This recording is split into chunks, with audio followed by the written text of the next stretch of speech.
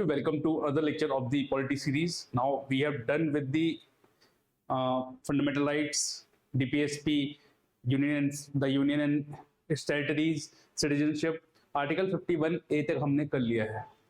Now कई बार क्या होता है कि लोग union executive and state executive पढ़ाते हैं, लेकिन हम जो है क्योंकि हम लक्ष्मीकांत के अकॉर्डिंग चल रहे हैं तो सेंट्रल स्टेट रिलेशन पढ़ाएंगे. देखो, सेंट्रल स्टेट रिलेशन पढ़ना इसलिए जरूरी है क्योंकि इंडिया में जो है बड़े पिक्यूलियर टाइप के से जो है सेंट्रल स्टेट जो उनका रिलेशन है उसे बैलेंस किया गया है. ठीक है, उसको जो है बड़े अच्छे तरीके से बैलेंस किया गया है और सीखना चाहिए और पढ़ना चाहिए कि कैसे उसको बैलेंस किया जा रहा है, कहाँ पे सेंटर के पास पावर है, कहाँ पर स्टेट के पास पावर है, कब सेंटर स्टेट को ओवर पावर कर सकता है. ठीक है, तो देखो हम एक क्वाजी फेडरल कंट्री है. क्वाजी फेडरल का मतलब हुआ कि हम प्योरली फेडरल नहीं है. प्योरली फेडरल का मतलब कि स्टेट और सेंटर का आपस में टोटल बाइफर्केशन नहीं है इंडिया में. ठीक है, कई जगह चीजें ओवरलैप भी होती हैं, कई जगह लॉस कॉन्फ्लिक्ट में भी आते हैं और उसी को सुलझाने के लिए या उसी को सही करने के लिए कॉन्स्टिट्यूशन में कुछ प्रोविजन डाले गए हैं. ठीक है, उसके बाद from time to time amendments की जाती हैं and from time to time नए लॉज दिए जाते हैं. फिर उन लॉज को सुप्रीम कोर्ट में चैलेंज कर दिया जाता है और सुप्रीम कोर्ट एक नया या आप कह सकते हैं एक नया आयाम या एक नया डायमेंशन लेके आता है सेंट्रल स्टेट रिलेशन में. तो सेंट्रल स्टेट जो रिलेशंस हैं they are ever changing, they are very dynamic in nature, they are not static in nature कि हाँ आज हमने कुछ संविधान में लिख दिया वो फिक्स हो गया. नहीं, ऐसा बिल्कुल नहीं है, वो चेंज होता है. ठीक है, दे आर एवर चेंजिंग. तो अगर स्टार्ट करें हम तो पार्ट 11 में बेसिकली डील किया गया है. 3 मेजर हेड्स में डिवाइड किया जाता है सेंट्रल स्टेट रिलेशन को. ठीक है, सेंट्रल स्टेट रिलेशन को 3 हेड्स में डिवाइड किया जाता है. ठीक है, और वो हेड्स क्या क्या हैं? Financial relations, administrative relation and legislative relation. Very sorry, यहाँ पे थोड़ा सा पिक्चर जो है साफ नहीं आ पाई. ठीक है, बट देन आपको ये समझा देते हैं. 3 हेड्स में डिवाइड किया जाता है. किस किस में? लेजिस्लेटिव की लॉ मेकिंग, की लॉ कैसे कैसे बनेंगे. एडमिनिस्ट्रेटिव की जो रेगुलर मशीनरी है, डे टू डे जो एडमिनिस्ट्रेशन होना है स्टेट का या कंट्री का, वो कैसे होगा. ठीक है, और तीसरा कौन सा हो जाएगा आपका? फाइनेंशियल, कि भाई पैसे कैसे डिवाइड होंगे, मनी भाई को कैसे डिवाइड किया जाएगा. ठीक है, तो अगर मैं और इनको डिवाइड करूं तो लेजिस्लेटिव रिलेशन में हम लोग टेरिटोरियल एक्सटेंट पढ़ेंगे. ठीक है, डिस्ट्रीब्यूशन ऑफ लेजिस्लेटिव सब्जेक्ट्स पढ़ेंगे, पार्लियामेंट्री लेजिस्लेशन पढ़ेंगे, सेंट्रल कंट्रोल ओवर लेजिस्लेशन पढ़ेंगे. ये 4 चीजें पढ़ेंगे. एडमिनिस्ट्रेटिव रिलेशन में हम लोग 5 चीजें पढ़ेंगे. पहली है central direction to the state, cooperation between central and state, all India services, integrated judicial system and relations during emergency. ये सब तो हम आज के लेक्चर में पढ़ेंगे. अगले लेक्चर में हम लोग फाइनेंशियल रिलेशंस पढ़ेंगे. फाइनेंशियल रिलेशन में हम allocation of tax power, distribution of tax revenue, grant in aid to the states and effect of emergency, ये सब पढ़ेंगे. ये सब देखेंगे आने वाले जो लेक्चर है 2 में. तो इसको हम आज हम जो पढ़ेंगे legislative, that is law making, कि आप जो है लॉ कैसे बनाएंगे. और सेकंड क्या? एडमिनिस्ट्रेटिव, जो day to day regular administration है वो देश का कैसे चलेगा, कैसे किसके पास क्या पावर है. तो वो सब हम ये दोनों चीज हम आज यहाँ पर देखेंगे. तो स्टार्ट करते हैं किससे? स्टार्ट करते हैं आपके लेजिस्लेटिव रिलेशन से. भाई लेजिस्लेटिव रिलेशंस में क्या है? आर्टिकल 245 से 255. ठीक है, आर्टिकल 245 से 255. और पार्ट कौन सा है? पार्ट 11 है. पार्ट कौन सा है? पार्ट 11 है. ठीक है, और तो इसको हम 4 अब ये एस्पेक्ट जो है आप चेंज कर सकते हैं. ये कोई हार्ड एंड फास्ट या water tight bottle neck classification नहीं है, just for the ease of understanding ये आपको समझाया जा रहा है, आपको कॉन्सेप्ट समझना है. तो 4 हेड कौन से देख लेंगे कि territorial extent of central and state legislation, distribution of legislative subjects, parliamentary legislation in the state field and central control over state legislation. अब ये है क्या क्या? बड़ा बवाल हो गया, बड़ी भयंकर भयंकर 4 बातें बोल दी गई. कुछ नहीं है, एक एक करके इसको समझ लेते हैं. तो एक एक करके समझ लेते हैं. तो बिगिनिंग करते हैं किससे? टेरिटोरियल एक्सटेंट से. टेरिटोरियल एक्सटेंट से. भाई टेरिटोरियल एक्सटेंट में क्या होगा? आप देख सकते हैं कि टेरिटरी, ठीक है, अगर मैं पूरा इंडिया मान लूं तो इसके अंदर बहुत सारे स्टेट्स हैं. ठीक है, देखिए इंडिया का मैप मैं अच्छा नहीं बना पाता हूं तो इसलिए मैं आपको बॉक्स रेक्टेंगुलर शेप से समझा रहा हूं. ठीक है, मान ले ये पूरा इंडिया है और ये वेरियस स्टेट्स हैं, ABCDEFGHIJKL. ठीक है, ये एग्जाम्पल ले रहे हैं, ये इंडिया है. ठीक है, तो टेरिटोरियल एक्सटेंट क्या बोलता है सेंट्रल स्टेट लेजिस्लेशन का, कि जो सेंटर जो है, जो सेंट्रल लॉ बनाएगा, सेंटर मतलब केंद्र सरकार या पार्लियामेंट जो लॉ बनाएगा वो पूरे देश में लागू होंगे, वो इस पूरे में लागू होंगे, वो इस पूरे में लागू होंगे, ठीक है, वो पूरे देश में लागू होंगे।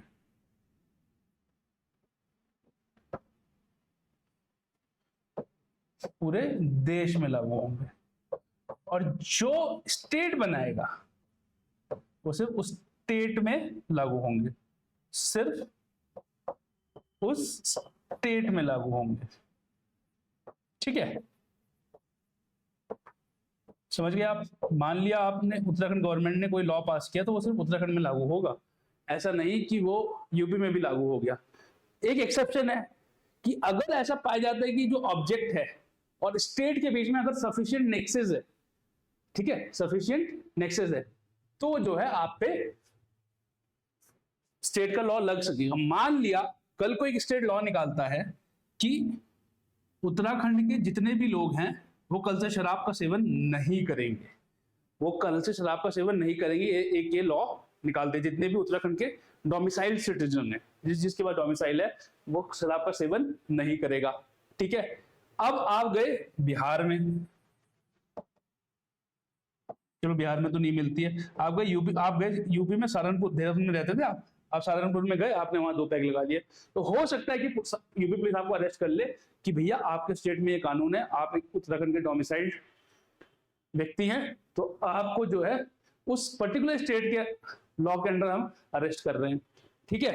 तो अगर ऑब्जेक्ट और स्टेट में सफिशिएंट नेक्सेस है तब तो वो अपने स्टेट की बाउंड्री भी क्रॉस कर देगा, बट देन जो लार्जर पार्ट है वो सब स्टेट के लॉ स्टेट में ही होंगे और सेंटर के लॉ सेंटर में लगेंगे, ठीक है। यह है बात किसकी, टेरिटोरियल उसकी। अब इंडिया में भी, इंडिया का कोई सिटीजन था, एक इंडिया का एक सिटीजन था मुंगेरी लाल। मुंगेरी लाल दुबई में रहता था, लेकिन वो सिटीजन कहां का है, इंडिया का है।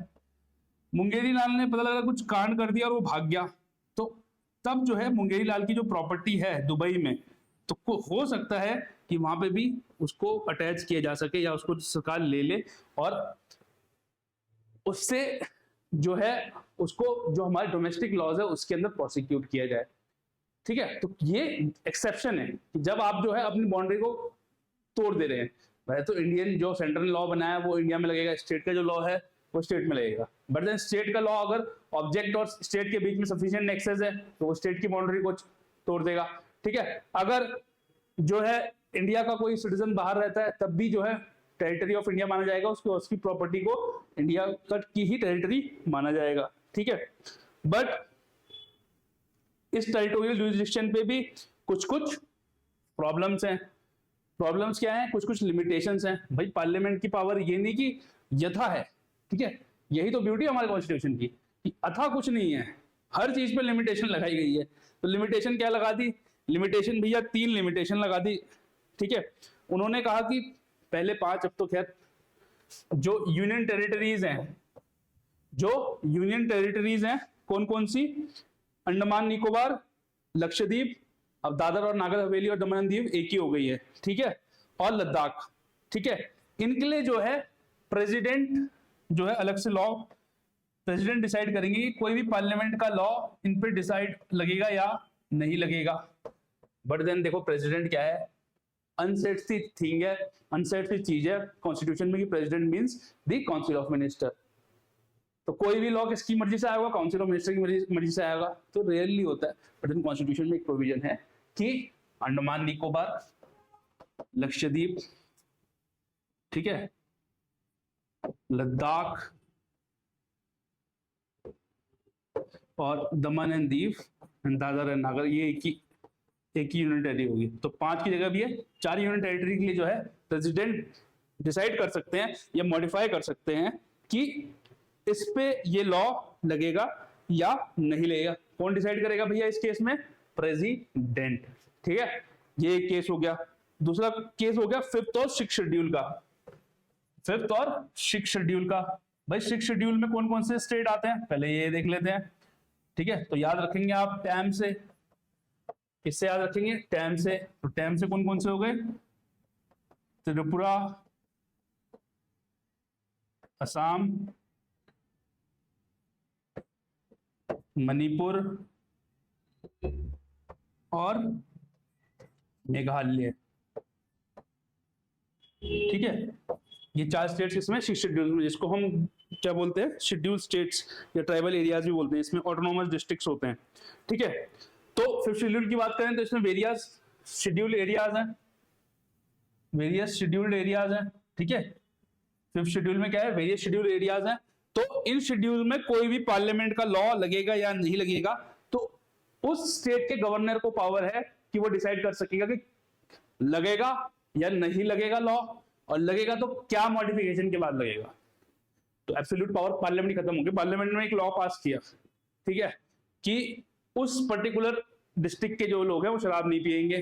ठीक है, वहां के गवर्नर को, जो स्टेट के गवर्नर को पावर है कि भैया 250 ml पी सकते हैं। ठीक है, तो लॉ कैसे लगेगा, कैसे नहीं लगेगा, कौन डिसाइड करेगा 5th शेड्यूल में, गवर्नर।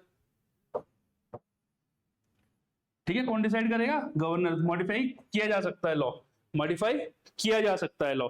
ठीक है, यही चीज इन 4 जो ट्राइबल एरियाज हैं या ऑटोनोमस डिस्ट्रिक्ट्स हैं इन स्टेट्स के। ठीक है, ये तो शेड्यूल एरियाज हो गए। 5th शेड्यूल में जो होते हैं वो शेड्यूल एरियाज होते हैं, और 6th शेड्यूल में क्या होते हैं, ऑटोनोमस डिस्ट्रिक्ट्स होते हैं।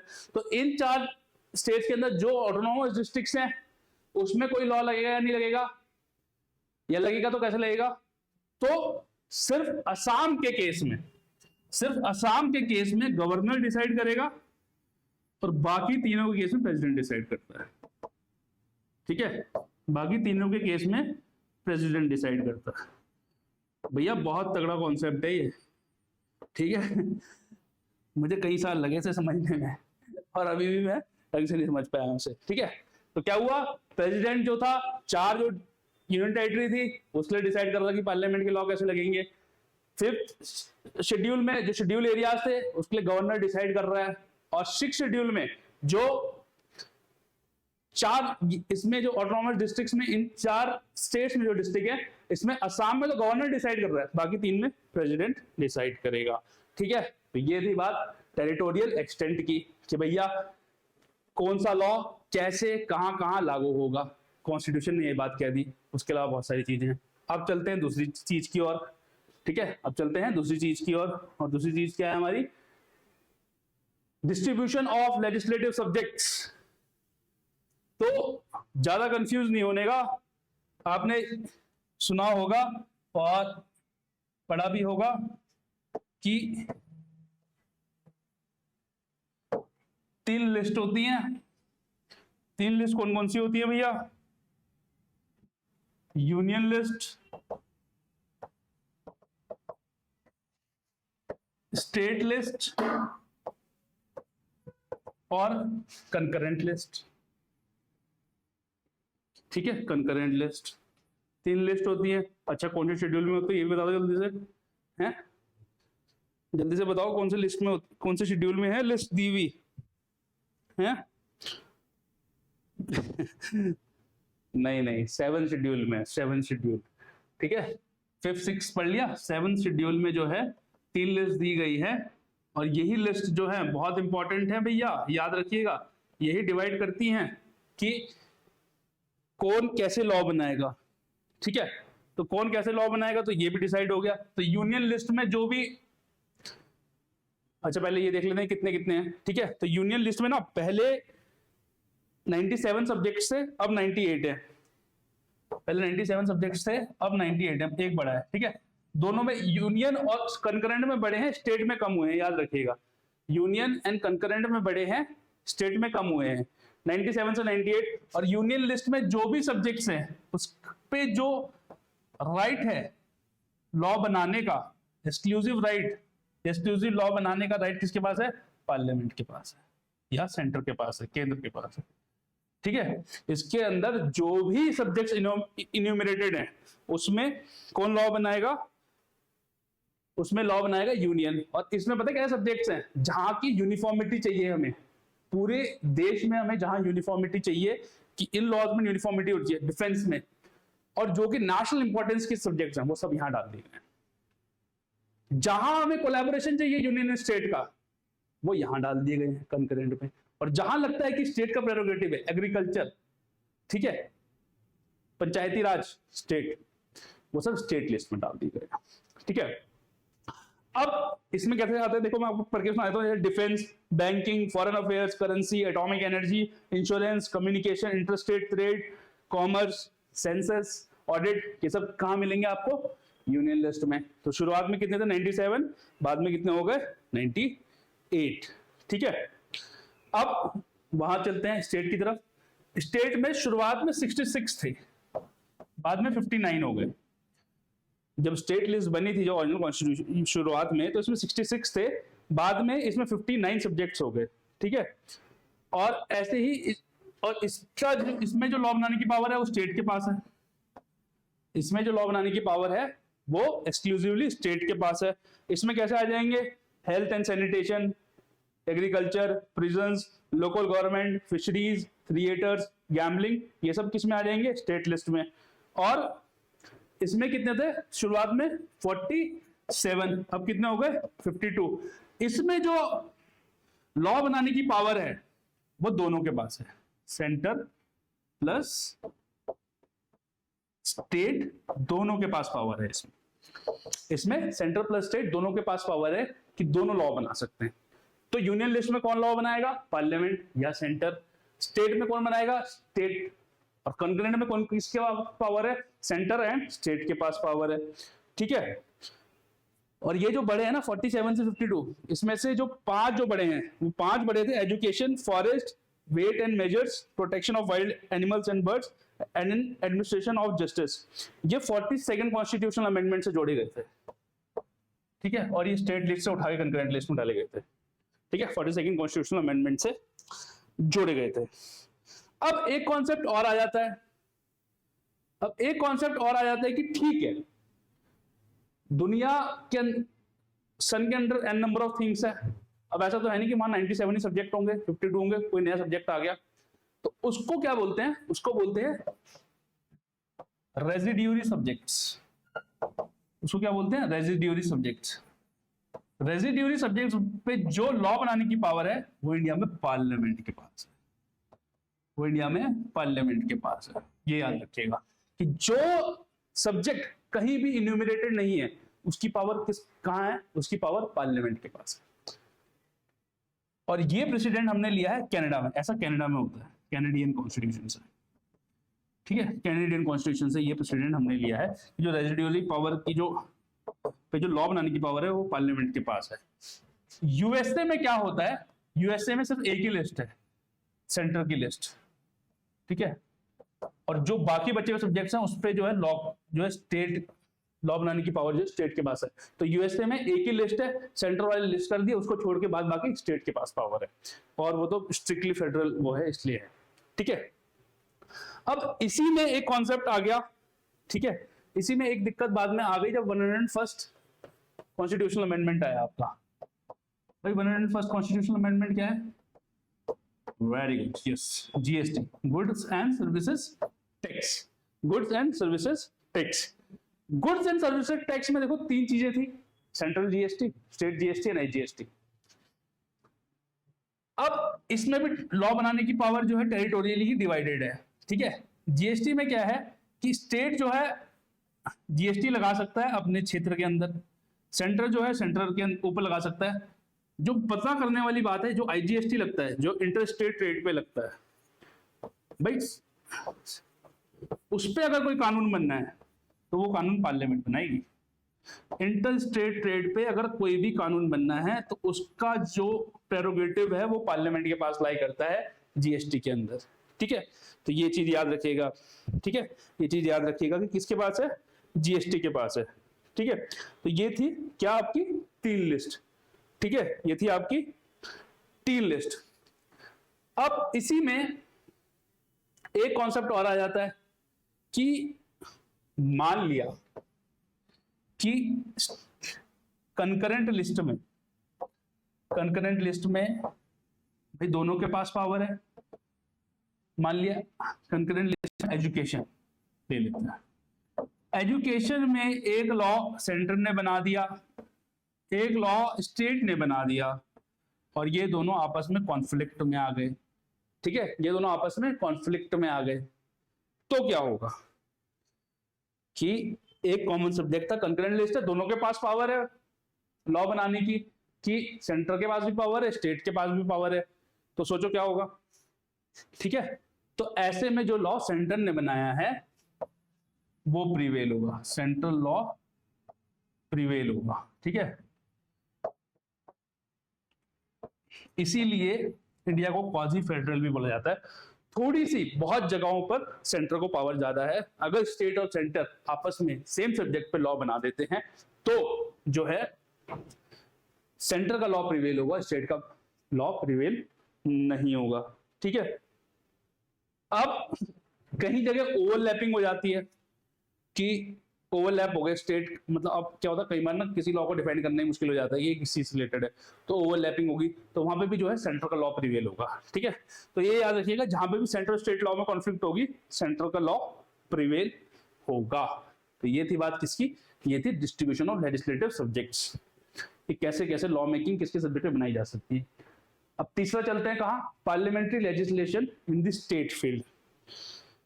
अब ये बड़ा इंटरेस्टिंग कॉन्सेप्ट है। अब ये कॉन्सेप्ट क्या है कि ऐसे हमारे पास लगभग 5 इंस्टेंसेस हैं जहां पे कि सेंटर के पास पावर है कि वो स्टेट की लिस्ट पे या स्टेट के लिए लॉ बना सकता है। अब आप बोलोगे ऐसे कैसे, तो देखते हैं कि वो 5 इंस्टेंसेस कौन से हैं, वो 5 इंस्टेंसेस कौन से हैं। ठीक है, तो पहला इंस्टेंस है कि अगर राज्यसभा 2/3 मेजॉरिटी से, 2/3 मेजॉरिटी कैसी, 2/3 मेजॉरिटी मतलब 2/3 मेजॉरिटी यहाँ पे present and voting, 2/3 of the people present and voting, उस दिन जितने भी लोग प्रेजेंट हैं और वोट कर रहे हैं उनमें से अगर 2/3 एक रेजोल्यूशन पास कर दें कि आप स्टेट की, पार्लियामेंट के पास पावर है कि आप स्टेट के इस सब्जेक्ट पे लॉ बना सकते हैं, तो पार्लियामेंट उस स्टेट पे लॉ बना देगा। पार्लियामेंट के पास पावर आ जाएगी स्टेट लिस्ट के उस सब्जेक्ट पे लॉ बनाने की। ठीक है, उस स्टेट पे लॉ बनाने की। कि क्या इसका मतलब यह है कि स्टेट ने अपनी पावर खो दी उस सब्जेक्ट पे अपना लॉ बनाने की? नहीं, स्टेट की जो पावर है वो रहेगी, बट अगर सेंटर के और स्टेट के लॉ में कोई इनकंसिस्टेंसी हुई, सेंटर और स्टेट के लॉ में कुछ इनकंसिस्टेंसी हुई, तो सेंटर वाला लॉ प्रिवेल करेगा, सेंटर वाला लॉ प्रिवेल करेगा। ये याद रखिएगा आप। ठीक है, तो क्या बोला कि अगर राज्यसभा 2/3 मेजॉरिटी से रेजोल्यूशन पास कर दे कि स्टेट के इस सब्जेक्ट पर पार्लियामेंट को लॉ बनाने की पावर है, तो जो है पार्लियामेंट उस सब्जेक्ट पे लॉ बना सकता है और स्टेट की पावर भी इंटैक्ट रहती है। बट खुदा ना खास्ता अगर सेंट्रल लॉ स्टेट लॉ के बीच में कुछ पंगा हो गया, कोई कॉन्फ्लिक्ट हो गया, तो सेंट्रल लॉ प्रिवेल करता है, सेंट्रल लॉ प्रिवेल करता है। अब सेकंड क्या है, सेकंड सिनेरियो क्या है? सेकंड सिनेरियो है हमारे पास during national emergency. During national emergency article 352 में अगर नेशनल इमरजेंसी लगी हुई है स्टेट में, तब भी जो है पार्लियामेंट के पास पावर है कि स्टेट की लिस्ट में वो लॉ बनाया बना सकता है। ठीक है, बना सकता है। और ऐसे लॉ कब तक रहेंगे? 6 महीने तक वैलिड रहते हैं, 6 मंथ्स होती है उनकी वैलिडिटी। ठीक है, after the removal of national emergency, जब नेशनल इमरजेंसी हट गई तब जो है 6 महीने के बाद वो ऑटोमेटिकली जो लॉ बनाए थे पार्लियामेंट ने वो हट जाएंगे। ठीक है, लॉज बिकम इनऑपरेटिव। ठीक है, नेशनल इमरजेंसी के दौरान स्टेट के पास भी पावर है कि वो लॉ बना सकता है, फिर बट फिर वही कहानी, अगर वो कॉन्फ्लिक्ट में आ गए तो सेंटर का लॉ प्रिवेल होगा। तो नेशनल इमरजेंसी में क्या होगा, पार्लियामेंट के पास पावर है, लॉ बना सकता है जब तक नेशनल इमरजेंसी है।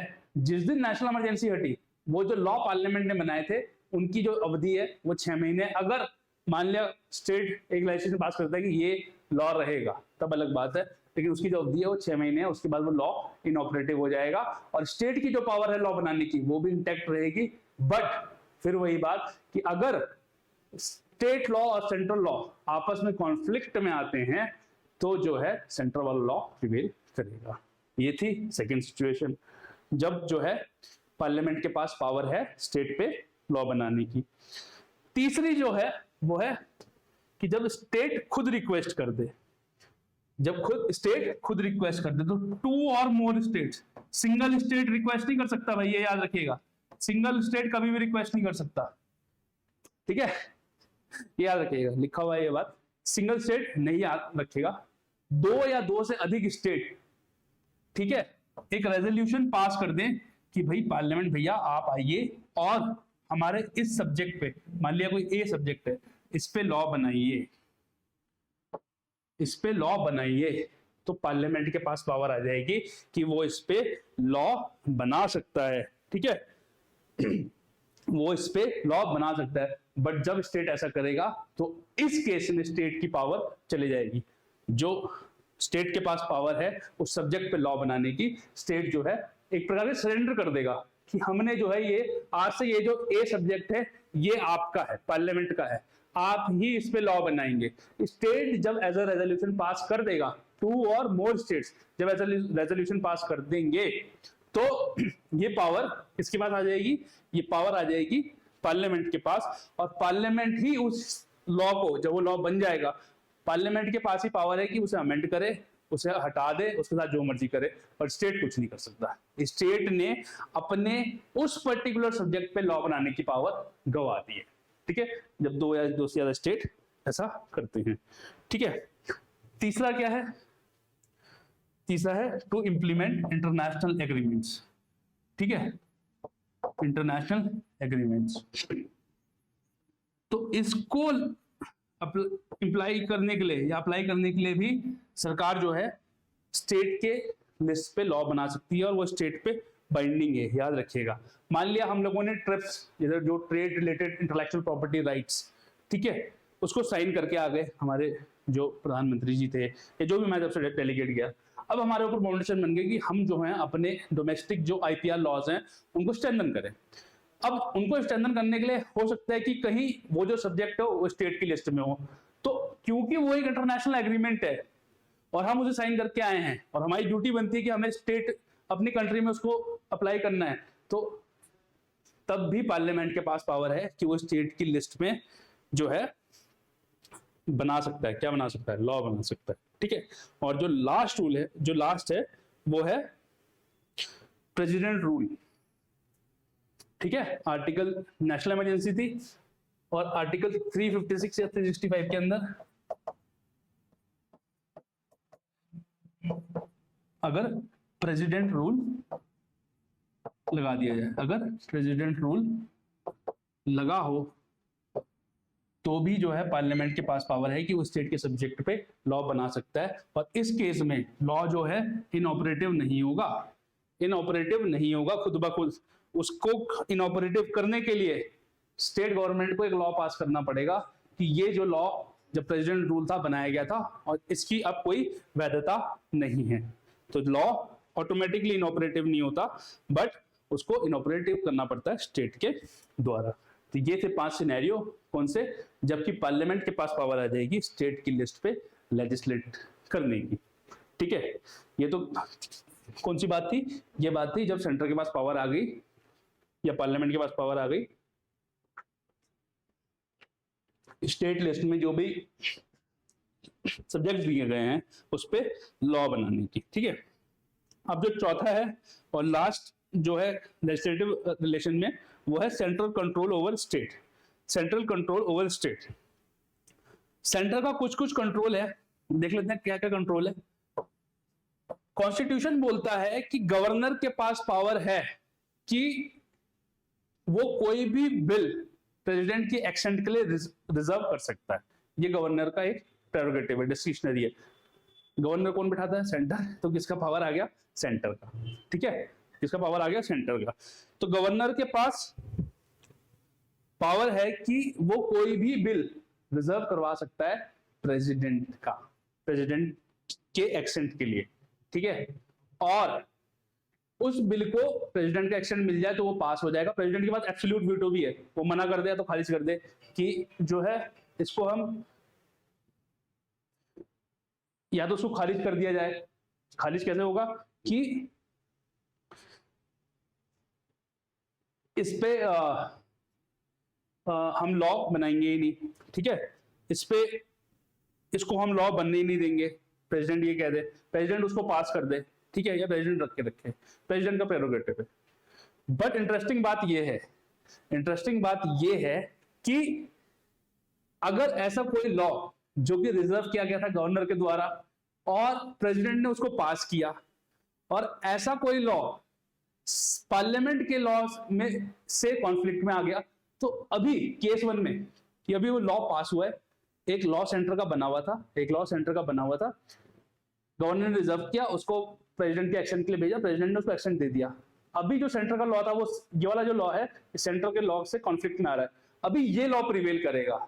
लेकिन अगर पार्लियामेंट दोबारा कोई लॉ बना दे तब वो फिर पार्लियामेंट का लॉ दोबारा प्रिवेल करेगा। ठीक है, तो ऑलरेडी कोई लॉ है और प्रेसिडेंट का एक्सटेंट जो स्टेट लॉ था उसको प्रेसिडेंट की एक्सटेंट मिली है और वो कॉन्फ्लिक्ट में है सेंटर के लॉ से, तो फिलहाल के लिए तो वो प्रिवेल करेगा। लेकिन खुदा ना खास्ता बाद में अगर सेंटर दोबारा एक लॉ बना दे तो क्या हो सकता है? दोबारा एक लॉ बना दे तो जो है सेंटर का लॉ दोबारा प्रिवेल करेगा। ठीक है, केस 1 तो ये है कि गवर्नर जो है रिजर्व कर सकता है बिल्स को। ठीक है, for the accent of president. ठीक है, सेकंड क्या है? सेकंड है bills on certain matters enumerated in the state list can be introduced only with the prior assent of president। कुछ भाई स्टेट का प्रेरोगेटिव है, लेकिन कुछ एक दो जैसे इंटर स्टेट ट्रेड से कोई स्टेट के पास कोई पावर है लॉ बनाने की, लेकिन वो जो लॉ है वो इंटर स्टेट ट्रेड को इफेक्ट कर रहा है, तो ऐसे लॉ जो है वो प्रेसिडेंट की अनुमति से ही इंट्रोड्यूस किए जाएंगे स्टेट लेजिस्लेचर में। ठीक है, तो प्रायर कुछ केस में प्रायर, कुछ बिल्स में आपको प्रायर अप्रूवल ऑफ या प्रायर अप्रूवल ऑफ प्रेसिडेंट चाहिए। ठीक है, और सेकंड क्या है? थर्ड है कि अगर मान लिया फाइनेंशियल इमरजेंसी लगी हुई है, 300 आर्टिकल 360 के अंदर फाइनेंशियल इमरजेंसी लगी हुई है, तो सेंटर जो है स्टेट के गवर्नर को डायरेक्ट कर सकता है कि आप जो है इन बिल को रिजर्व करिए for the clearance of financial property. ठीक है, ऐसा नहीं कि फाइनेंशियल इमरजेंसी लगी हुई है वैसे पैसा नहीं है, स्टेट कुछ भी पैसा खर्च किया जा रहा है, तो इस केस में भी जो है पार्लियामेंट के पास पावर है या कि वो कह सकता है गवर्नर को कि आप प्रेसिडेंशियल कंसिडरेशन के लिए इसको ऑब्जर्व करो। ठीक है, तो अब सेंट्रल स्टेट रिलेशन पढ़ रहे हैं हम, इससे इलेक्शन पढ़ेंगे। बहुत सारी कमिटीज भी आई, बहुत सारी कमिटीज ने बहुत सारी बातें भी कही। ठीक है, बहुत सारी कमिटीज ने बहुत सारी बातें भी कही। ठीक है, तो वो एक अलग बात है। अब वो थी बात लेजिस्लेटिव रिलेशंस। ठीक है, लेजिस्लेटिव मतलब लॉ मेकिंग, जहां पे लॉ बनाते हैं। लॉ तो रोज नहीं बनते, रोज तो सेशन में नहीं रहता, रोज हाउस में नहीं लगते। अब रोज उसके अलावा क्या है, जो रोजमर्रा जो डे टू डे चीजें हैं स्टेट को चलाने की, सेंटर चलाने का, उसको हम क्या बोलते हैं? Administrative relation, and they are dealt under article 256 to 263 under the part 11 of the constitution. Part 11 of the constitution. तो जैसे लेजिस्लेटिव पावर्स का डिस्ट्रीब्यूशन है वैसे ही एग्जीक्यूटिव पावर्स का भी डिस्ट्रीब्यूशन है। तो एग्जीक्यूटिव पावर जो है वो लेजिस्लेटिव, क्योंकि भाई जो मान लिया अगर एक तो होगा लॉ बन गया, अगर कोई नोटिफिकेशन आ गई, कोई नॉर्मल डे टू डे के लिए कोई जो है ऑर्डर आ गया, तो वो भी तो उनकी भी तो लॉ की ही पावर होती है।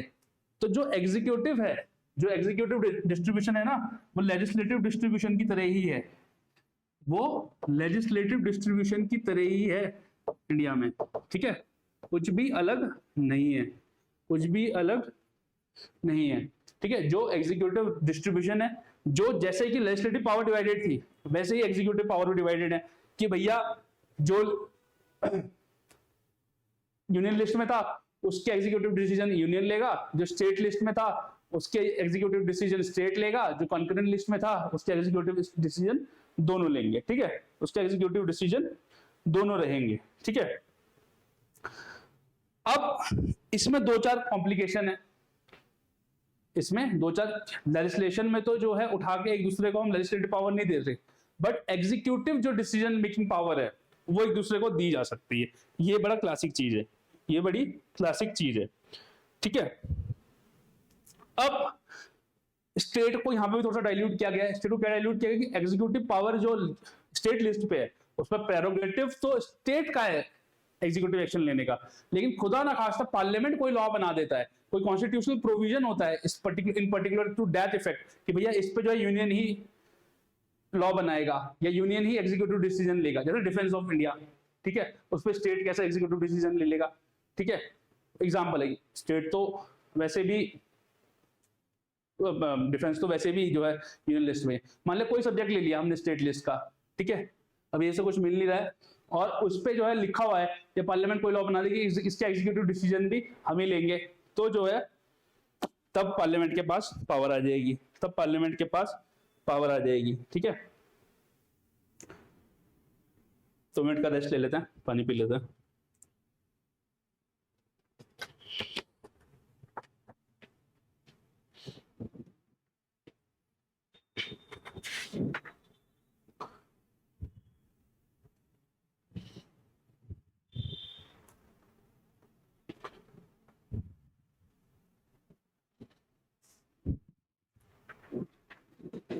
ठीक है, ये थी एक चीज। अब दूसरी चीज क्या है कि देख लेते हैं कि स्टेट की जो एग्जीक्यूटिव पावर है has to be conducted in such a way so as to ensure compliance with the laws, ठीक है।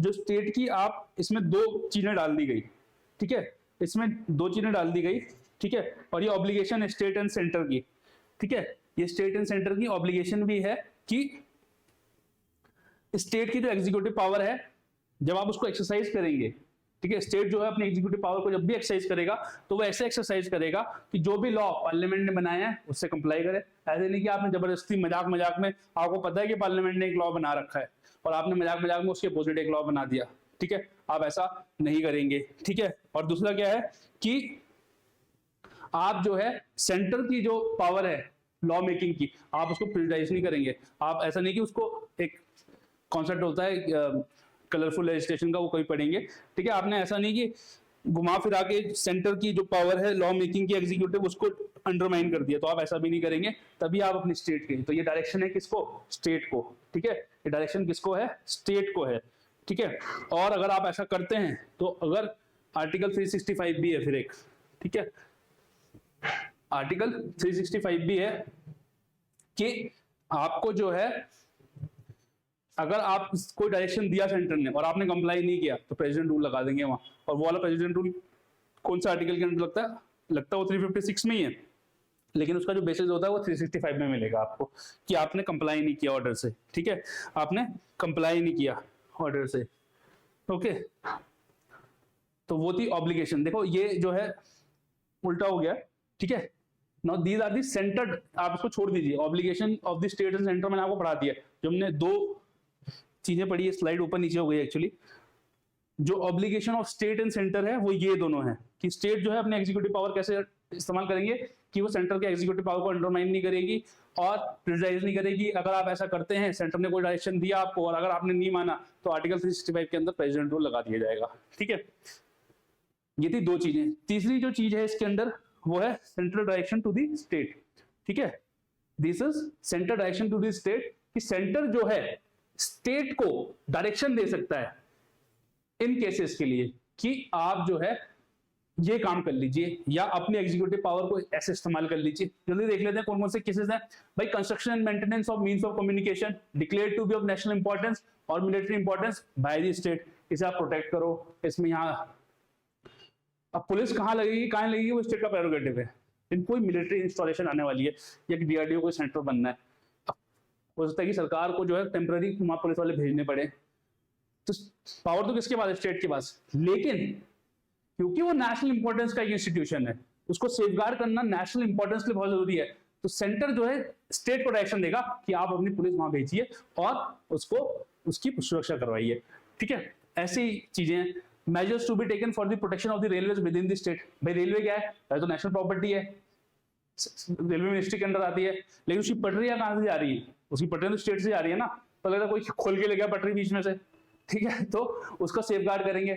ठीक है, फिर तीसरा क्या है कि provision of adequate facilities for instructions in the mother tongue at the primary stage of education to children belonging to linguistic minority group. तो लिंग्विस्टिक माइनॉरिटी ग्रुप में आप जो है उनकी मदर टंग में उनको पढ़ाई करने के लिए जो है प्रोत्साहन दीजिए, उनके लिए प्रॉपर इंफ्रास्ट्रक्चर बनाइए, ऐसा सेंटर जो स्टेट को कह सकता है। ठीक है, and the drawing up and execution of the specified schemes for the welfare of the scheduled tribes in the states।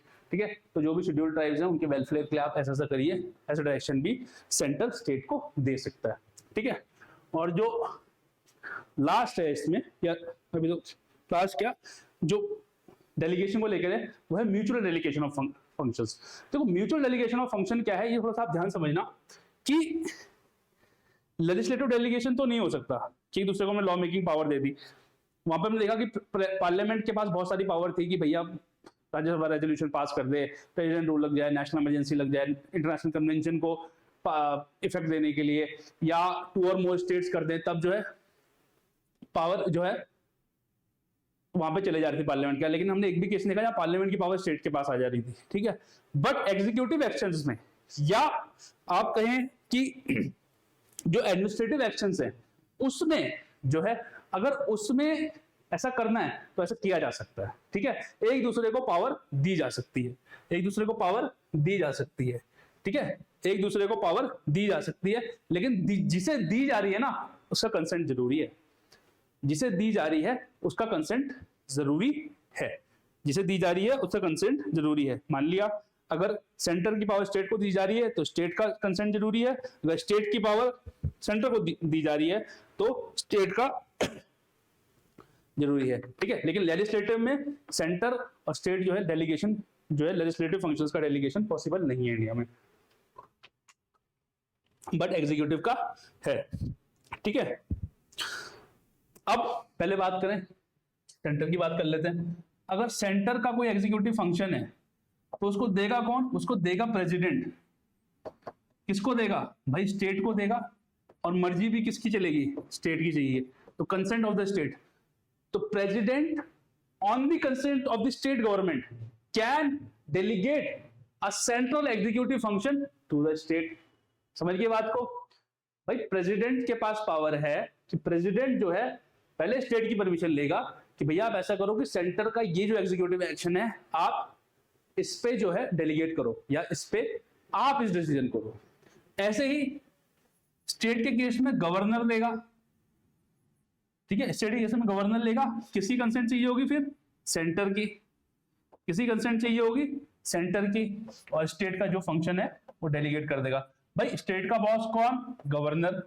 और परमिशन किसकी लेगा? सेंटर की, और वो कह देगा कि आप जो है जो सेंट्रल गवर्नमेंट है आप जो है ये एग्जीक्यूटिव एक्शन ले हमारा। ठीक है, ये एग्जीक्यूटिव एक्शन ले। अब ये कंडीशनल भी हो सकता है और नॉन कंडीशनल भी हो सकता है। ये जो कि ऐसा होने पे भाई विदाउट कंडीशन, कोई कंडीशन नहीं, आप लो मगर ऐसा ऐसा कर लेना, तो ये कंडीशनल हो गया। ठीक है, और क्या है?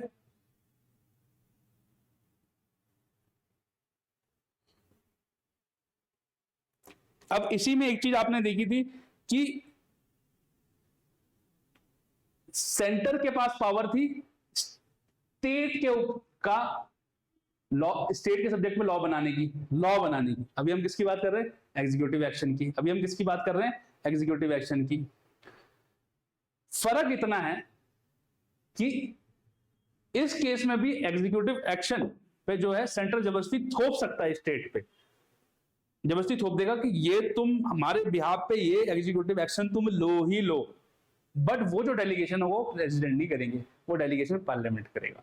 वो पावर जो है पार्लियामेंट की है, पार्लियामेंट बोलेगा कि आप जो है इसको करो ही करो, आपकी कंसेंट की हमें जरूरत नहीं है, आप ये हमारे बिहाफ पे इस एग्जीक्यूटिव एक्शन को लो ही लो, ठीक है, आप इस एग्जीक्यूटिव एक्शन को लो ही लो। तो ये है बात किसकी, म्यूचुअल डेलीगेशन ऑफ फंक्शंस की, ठीक है। अब नेक्स्ट चलते हैं cooperation between centre and the states. तो देखो चीजें जो है कॉपरेशन से ही चलती हैं, तो कुछ है नहीं, जल्दी से पढ़ लेते हैं कि कहीं कहीं पे कोऑर्डिनेशन की जरूरत है। तो पार्लियामेंट जो है अगर कोई डिस्प्यूट हो गया किसी भी दो स्टेट के बीच में, तो उसको वो एडजुडिकेट कैसे होगा, उसके एडजुडिकेशन के लिए जो है क्या क्या करना है वो पार्लियामेंट डिसाइड करेगी। कोई भी रिवर इंटर स्टेट डिस्प्यूट हो गया, इंटर रिवर डिस्प्यूट हो गया, वो सब प्रेरोगेटिव किसके पास है, पार्लियामेंट के पास है, ठीक है। एंड तो इसमें क्या है, अब ये देख लीजिएगा आप कि यहाँ पे क्या है, पार्लियामेंट बनाएगा उसे। Parliament can provide for the adjudication of any dispute और complaint with respect to the use,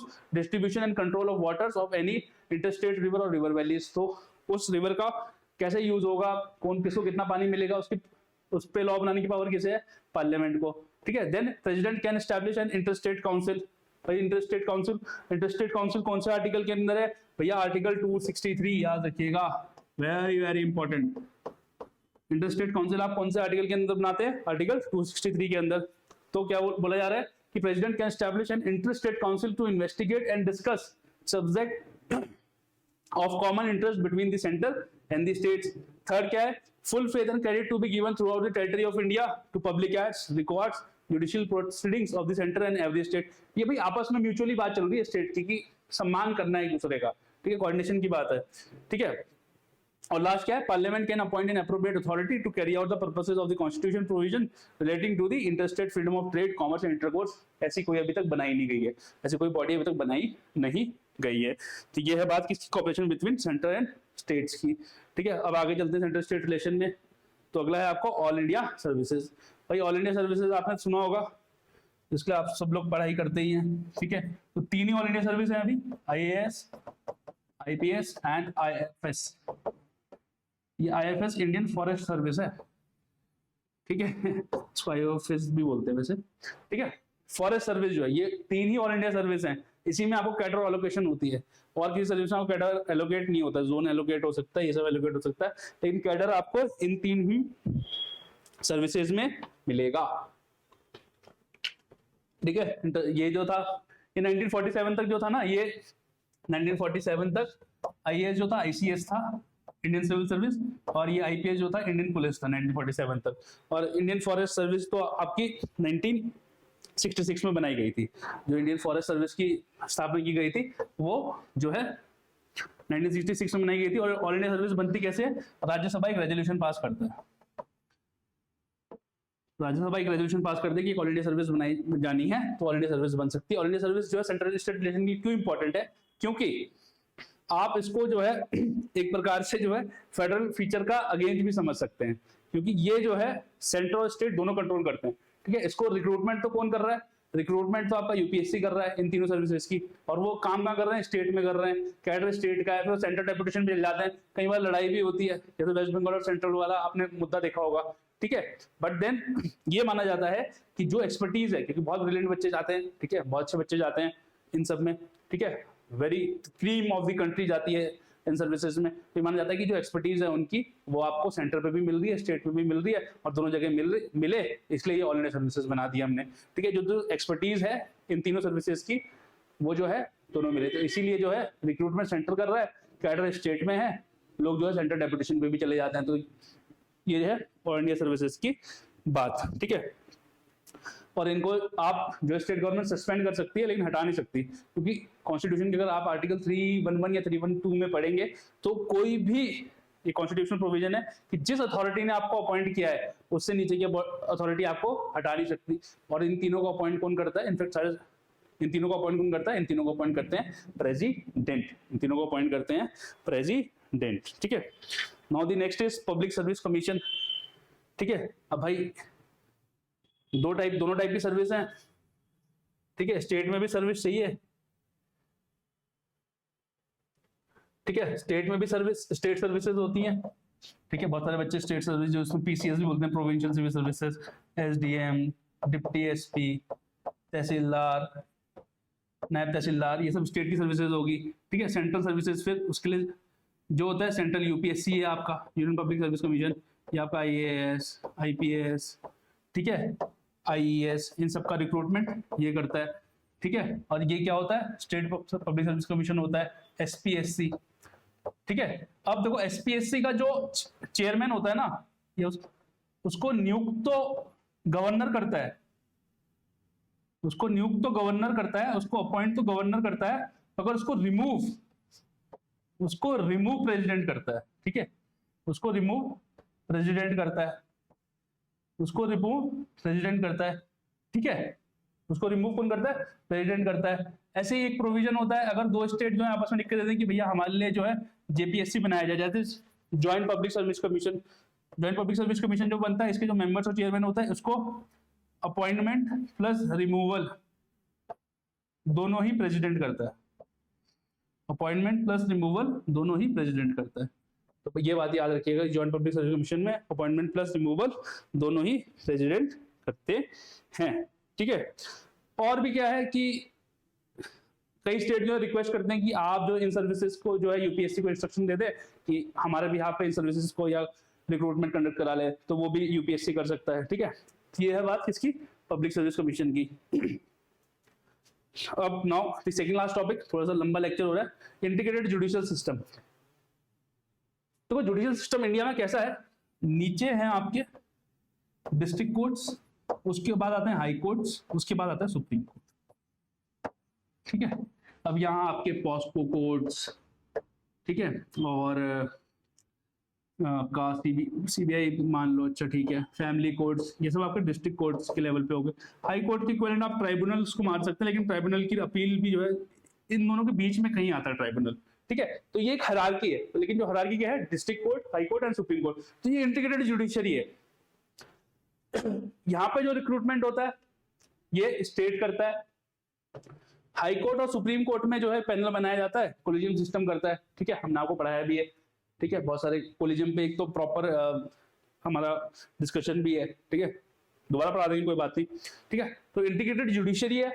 integrated judiciary से क्या होता है कि क्योंकि इंटीग्रेटेड क्यों रखनी पड़ी स्टेट की जुडिशरी और अलग क्यों नहीं है, क्योंकि इंडिपेंडेंस ऑफ जुडिशरी क्या है, एक बेसिक स्ट्रक्चर माना गया है या बेसिक फीचर माना गया है कॉन्स्टिट्यूशन का, और उसको डाइल्यूट करना बहुत मुश्किल है, इसीलिए ये इंटीग्रेटेड जुडिशरी है। और इंटीग्रेटेड जुडिशरी जो है कोऑर्डिनेशन भी दिखलाती है सेंट्रल और स्टेट का। ठीक है, और इंडिपेंडेंट भी रखती है इन्फ्लुएंस से। ठीक है, नाउ रिलेशन ड्यूरिंग इमरजेंसी, तो मैंने आपको बता दिया 3 टाइप की इमरजेंसी होती है। 352 में आपकी आ गई नेशनल इमरजेंसी। ठीक है, आर्टिकल 356 में आ गया आपका प्रेसिडेंट रूल। ठीक है, प्रेसिडेंट रूल देखो वर्ड इस्तेमाल नहीं किया गया कॉन्स्टिट्यूशन में, याद रखना। ठीक है, और आर्टिकल 360 के अंदर फाइनेंशियल इमरजेंसी। ठीक है, फाइनेंशियल इमरजेंसी, इन तीनों ही टाइम पे सेंटर के पास पावर आ जाती है कि वो स्टेट की लिस्ट पे लॉ बना सकता है, स्टेट की लिस्ट पे लॉ बना सकता है। ठीक है, प्रेसिडेंट रूल हटने के बाद तो वो लॉज इनऑपरेटिव नहीं होते। ठीक है, नेशनल इमरजेंसी जब हट जाती है उसके बाद 6 महीने बाद वो लॉ जो होते हैं इनऑपरेटिव हो जाते हैं। और फाइनेंशियल इमरजेंसी के दौरान भी हमने आपको बताया कि सेंटर जो है स्टेट को जो है इंस्ट्रक्शन दे सकता है कि आप जो है ऐसे करो, अपने जो आपका फंड है उसको ऐसे इस्तेमाल करो आप इस, और गवर्नर को डायरेक्ट कर सकता है कि आप जो है ये सब बिल जो है, जो जितने भी मनी बिल्स हैं आप रिजर्व करेंगे, जो बजट है वो रिजर्व करेंगे for the review of the president. ठीक है, तो ये है बात किसकी, जब इमरजेंसीज हो। ठीक है, फिर हमारे पास कुछ कुछ अलग अलग प्रोविजंस भी हैं, जैसे आर्टिकल 355 है, तो वो दो ड्यूटीज देता है किसको, सेंटर को, to protect every state against external aggression and internal disturbance. ठीक है, तो ये किसकी ड्यूटी है, अभी तक देखो ड्यूटी जो थी वो स्टेट की चलती थी, लेकिन आर्टिकल 355 एक ड्यूटी इंपोज करता है सेंटर पे कि आप जो है प्रोटेक्ट करोगे स्टेट को, इंटरनल डिस्टर्बेंस नहीं होनी चाहिए, कोई अटैक कर दे किसी स्टेट पे तो आपने ये नहीं कह सकते, मान लिया कल को चाइना अटैक कर दे किसी स्टेट पे या इधर से कोई और कंट्री अटैक कर दे किसी स्टेट पे, तो सेंटर ये नहीं कह सकता कि हम नहीं बचाएंगे आपको। तो आर्टिकल 355 में सेंटर की ड्यूटी है। सेकंड ड्यूटी क्या है कि that the government of every state is carried in the accordance with the provisions of the constitution। वो भी constitutional provisions है, तो सेंटर की ड्यूटी है कि वो इंश्योर करे कि स्टेट के अंदर जो गवर्नमेंट चल रही है वो कॉन्स्टिट्यूशनल प्रोविजंस के अकॉर्डिंग चल रही है। ऐसा नहीं कि उन्होंने अपना प्रोविजन अपना कॉन्स्टिट्यूशन बना लिया उसके अकॉर्डिंग चला रहे हैं। तो ये दो ड्यूटी किसकी है? सेंटर की है। अगर ऐसा नहीं मान और स्टेट जो अगर कहना नहीं मानता तो प्रेसिडेंट रूल लगा देते हैं, ठीक है। और क्या है? Governor of the state is appointed by the president, he holds office during the precedence of the president, ठीक है। और प्रेसिडेंट आपको पता ही है, काउंसिल ऑफ मिनिस्टर। तो एक टाइप से आप ये समझ लीजिए कि सेंटर ही अपॉइंट करता है गवर्नर को, ठीक है। और गवर्नर क्या है? हेड ऑफ द स्टेट है, ठीक है। ऐसे ही स्टेट इलेक्शन कमिश्नर जो होता है वो गवर्नर अपॉइंट करता है, लेकिन उसको रिमूव कौन करता है? प्रेसिडेंट करता है, जो कि हमने पब्लिक सर्विस कमीशन में भी देखा, ठीक है। एंड फिर और भी एक्स्ट्रा कॉन्स्टिट्यूशनल जैसे नेशनल इंटीग्रिटी काउंसिल था, चीफ मिनिस्टर कॉन्फ्रेंस है, ये सब होती रहती है ताकि जो है कोऑर्डिनेशन बना रहे किस किस के बीच में? सेंट्रल और स्टेट के बीच में। तो जो लार्जर आइडिया है कॉन्स्टिट्यूशन का या किसी भी चीज कॉन्स्टिट्यूशन का जो लार्जर आइडिया है सेंट्रल स्टेट रिलेशन को लेके, उन्होंने जो है हर संभव कोशिश की है कि जो जो सिचुएशन हो सकती थी उसको हम सॉल्व करें, उसको हम सॉर्ट आउट करें। कोई प्रॉब्लम होती है तो उसको ठीक करें, है ना। और जो है सामंजस्य बना रहे सेंट्रल और स्टेट में, ठीक है। सेंट्रल और स्टेट में जो है आपस में प्यार बना रहे, कोई भी कॉन्फ्लिक्ट ना हो। इसीलिए जितना माइन्यूटली डिफाइन हो सकता था चीजों को लेके, एडमिनिस्ट्रेटिव फंक्शंस या लेजिस्लेटिव फंक्शंस को डिवाइड किया गया। और फाइनेंशियल फंक्शन हम और जो जितनी भी कमिटीज थी तो जो उन्होंने रिकमेंडेशन दी वो हम बहुत बड़े में तो नहीं लेकिन संक्षिप्त में अगले लेक्चर में देख लेंगे। तो इस लेक्चर में इतना ही। Thank you all for watching. I hope you all are doing good and if you have any doubt feel free to contact us, feel free to ask. If we make any mistake, please point it out, and I hope you all are doing great. Keep smiling.